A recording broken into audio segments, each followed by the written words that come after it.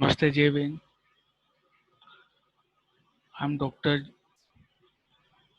Aziz Mohammed Khan from Department of Food and Biotechnology, Faculty of Agriculture and Veterinary Science, Jyoti Vidyapeeth Women's University, Jaipur.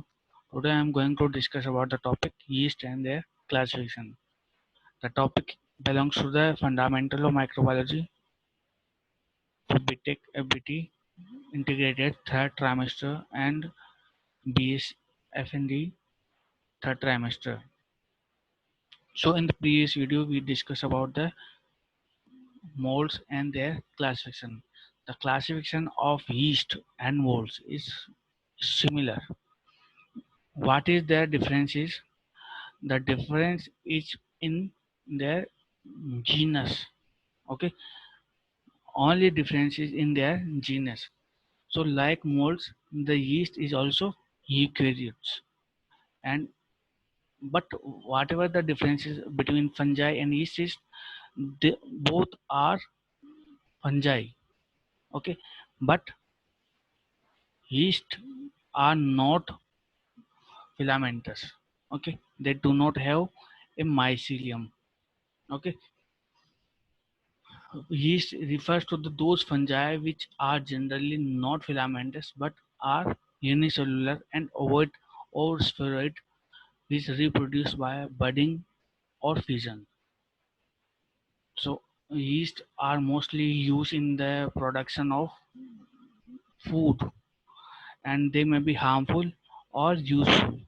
Okay, most of these yeast are used in the process of fermentation, by which they produce different food products such as bread, beer, wine, vinegar, surface ripened cheese, and different types of enzymes and vitamins.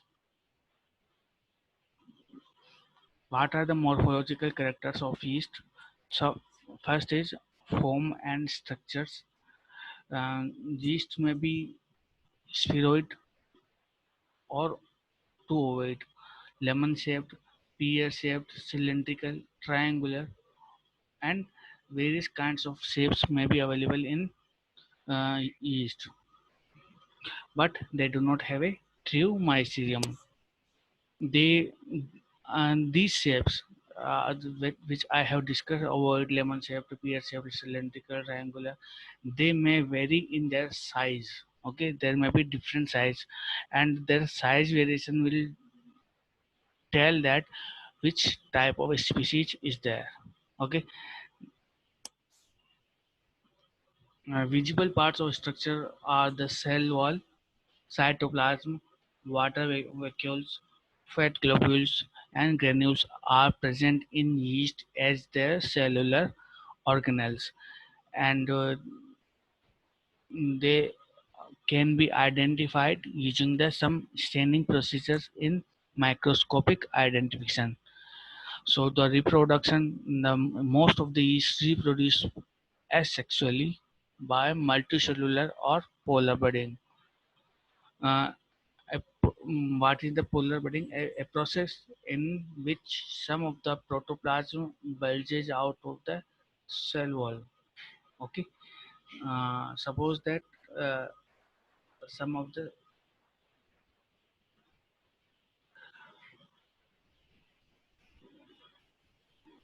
the protoplasm of the cell will come out of the cell wall, will result in the polar budding. Okay, some of the protoplasm will come out of the cell and will result in a polar budding. In some yeast, notably some of the film yeast, the bud appears to grow from a tube-like projection from the mother cell. Replicated nuclear material is divided between the mother and daughter cells. A few species of yeast produced by fission, and one reproduced by combination of fission and budding. So, in we can conclude that yeast have both type of reproduction. One is fission, and the other thing is budding. So, on the basis of reproduction, there may be false yeast and true yeast. And the false yeast are the yeast reproduce which do not produce any kind of ascospores, or they do not have any sexual spores. Okay, and these types of yeast are known as the fungi imperfecti. Cells of some yeast become chlamydospores by formation of thick wall about the cell. For example, Candida, Rhodotorola, and Cryptococcus. Mostly these are included into the um, fungi, but these are the categories of fungi, and they are not included in the true yeast. The reproduction in true yeast is by production of ascospores. Okay, we have already discussed what are the ascospores in previous video uh, of fungal classification, and we know about the ascus. Ascus are the sake. Ascus are the sake-like structure, and in each ascus there may be 4 to 8 ascospores, and the formation of ascospores follow conjugation of two cells in most species by true yeast, but some may produce ascospores without conjugation. So there may be conjugation and no conjugation between two ascospores. In the previous video, we discussed that each ascus have 4 to 8 ascospores. Okay, but in the yeast, the usual number of spores per ascus and the presence of ascospores are characteristic of different kind of seeds. So they may be vary. Okay, these ascospores may vary in size in different species of yeast, and these ascospores may also differ in color, smoothness, roughness of cell wall, and their different shape.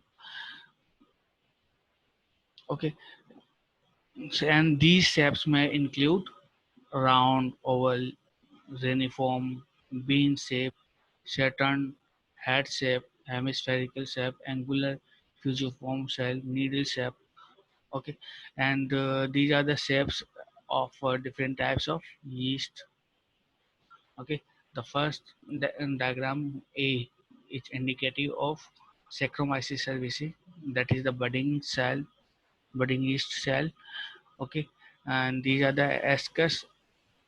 Okay, these are the ascus, and these are the different ascospores in the sake. The next is candida yeast. Okay, and the candida yeast is elongated. Okay, it is elongated. The next is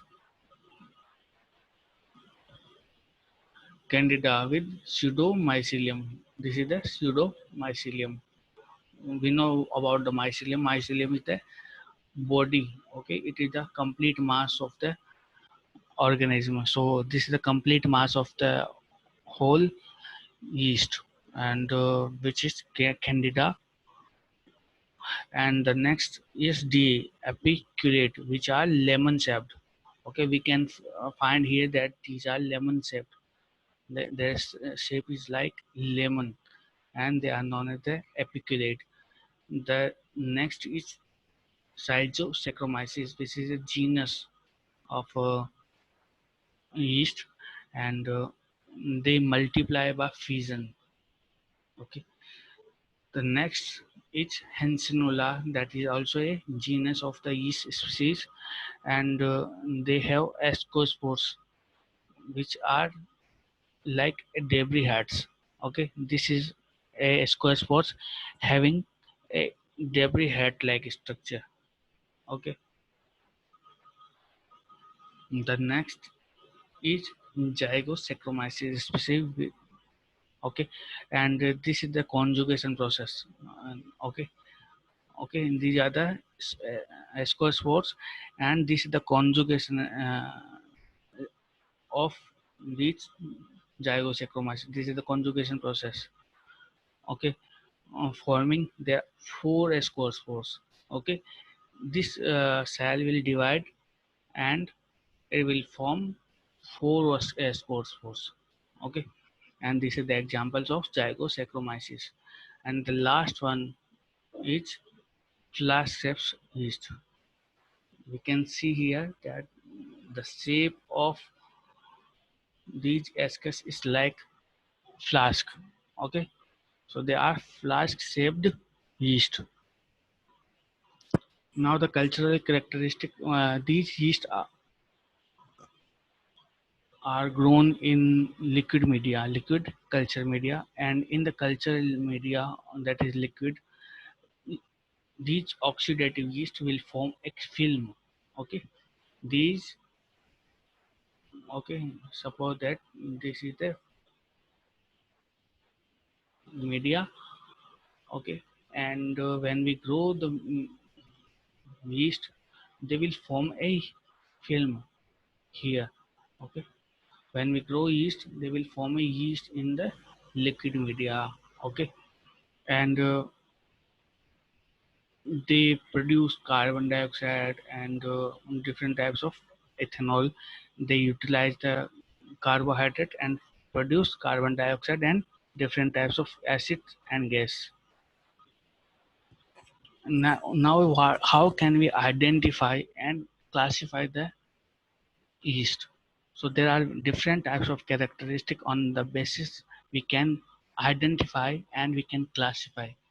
For identification, the one and only important thing is that ascospores, and the second is conjugation process structure. These are the characteristic of classification of yeast. And what are the characteristic of identification? So there are various process for identification. The first is whether they are ascospores are formed or not. So it is the characteristic of identification as well as classification whether they are spore forming. Okay, so in the spore forming bacteria we can also identify these yeast on various bases. The first is the method of production of ascospores, how these yeast will produce ascospores. Either they will produce by the process of conjugation, or okay, either they will produce by the process of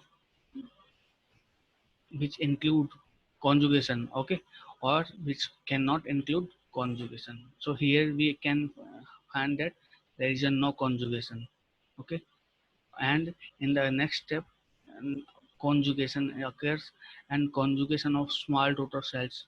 Okay, conjugation may be happen in ascospores and conjugation may appear in the small total cells. And conjugation can, after conjugation can be formation of some isochemic conjugates. The next characteristic of identification and classification may be heterogamic classification, which is the conjugation in different cells. Okay, appearance of ascospores, and this is the characteristic of identification by which we can identify and by which we can classify on the basis of shape, size, and color of the ascospores. And most spores are spheroid or ovoid. We have already discussed in our previous slide that what may be the sizes and what may be the shapes of the ascospores, and shape, size, and color may be different in each yeast. And the usual number of ascospores may also different in a single genus. There may be 1, 2, 3, 4, 8, and this characteristic is mostly important for the identification of a single type of yeast. The max the method of asexual production is important for the classification of yeast, such as they may reproduce by the method of budding, fission, and by both budding and yeast and fission. Combination of budding and fission. There may be both type of reproduction process. The next is production of mycelium, pseudomycelium, or no mycelium. If there may be mycelium, or there may be a pseudo. Pseudo means not a true mycelium. Okay, and no mycelium. Mycelium means a true mycelium. Pseudomycelium means not a true mycelium, and no mycelium means absence of any mycelium. And growth as a film over the surface of a liquid, or growth throughout the medium. And it can be isolated, it can be used for the identification of yeast on the basis of their cultural characteristic, and on identification on the basis of their macroscopic growth and color of the colonies, and physiological characteristics such as they can be grown in different types of culture parameters, such as nitrogen and carbon sources, vitamin, oxidative fermentation. These are the sources which we can provide for their growth, and on the basis of their growth requirement we can identify. Okay, so these are the characteristic, and in the upcoming lecture we will discuss about the different types of species in yeast.